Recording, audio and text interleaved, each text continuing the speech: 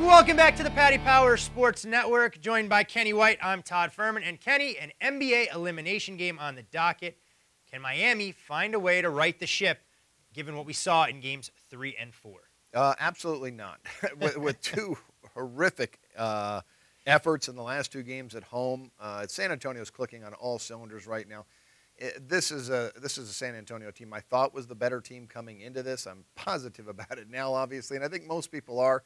And I think that's the big reason why you're seeing this number 5.5s and even 6s out there. This would be the shortest video if we wrapped on that point, gave you all the information you need, walked to the window with confidence. But as Kenny alludes to, you're looking at San Antonio, 5.5-point favorite for Game 5. Total in this one, 196. Miami, the first team since the mid-'70s to lose back-to-back NBA Finals games by 40-plus points.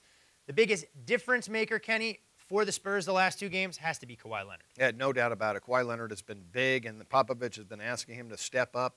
And he finally has 29 points, the highest scoring game he's had as a professional or a collegiate player. He is such a great defensive player and rebounder, but when he starts to put offense, he is an all-around five-tool player in the NBA, and he can do it all. Yeah, 49 points in games 3 and 4 combined with 14 rebounds. So doing a little bit of everything to keep this team going.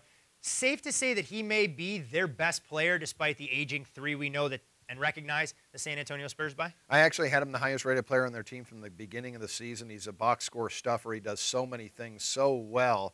The biggest asset he has is his defense, his rebounding. But his scoring now, when he starts to score, that even makes him that much more of a valuable player. And he's been on LeBron James. He's guarding James. He's the big reason why that pressure defense for the Spurs is working. Now, you saying Kawhi Leonard may be the best player on the Spurs according to your power numbers may surprise some people.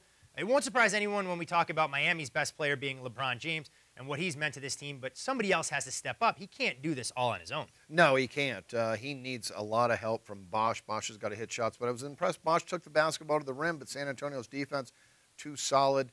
Wade has to continue to try to contribute a little bit more, but it's going to have to come, I think, from the bench. Lewis is going to have to have a big game. Allen's really going to have to step up and have a big game, but you know, San Antonio's defense, I think, is just far too good right now for the Miami Heat. And when we look at this total at 196, you see the Spurs, how well they shot for both games in Miami, 57% in Game 4 and right around 60% in Game 3.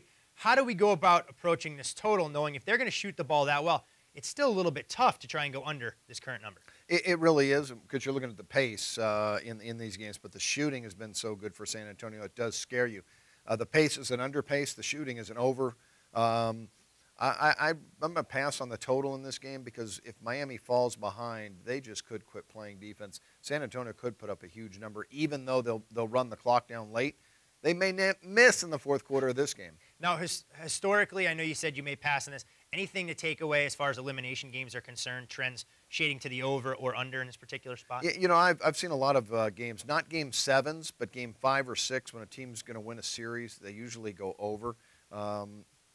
Because it's defense. Everything comes down to defense, and I think if Miami collapses, it's going to be because their defense isn't there, and it hasn't been there the last couple of games. It's let them down. So this could be a San Antonio over parlay. I said that in Game 2. Didn't get there, and that was the only one we didn't get there in. Now, before you offer your official pick here, I'm going to throw a little curveball at you, and we look at player props moving forward. LeBron James, yes or no? Will he be a member of the Miami Heat when they start the season in late 2014, 2015? And Carmelo Anthony, will he be a Knick? Will he be a member of the Heat? Or will he play somewhere else? Well, that's a great one. I'm going to say yes on Carmelo will be back in Miami. I'm going to say LeBron back in Miami. LeBron back in Miami. Carmelo will be – he's either going to be in Chicago or Miami, I think. So no chance he's a Knick at this point? I don't believe so. I think he's gone. I think Jackson and Fisher are probably glad to get rid of him, and they want to start from scratch, and I don't think they could start with a player like Anthony. And drum roll, please, for what will be and what we think should be the last game of the NBA season. What do you got? San Antonio. I'm going to lay the points with the Spurs. They look so dominating on the road. Why not once again at home, as in Game 1? 15-point winner should be around the same. Well, it may be premature to say goodbye to you across the pond here on the Paddy Power Sports Network, but if Kenny's prediction rings true, this will be the final game of the NBA season, and the Spurs will be crowned champions. Best of luck with all of your selections in Game 5 of the NBA Finals.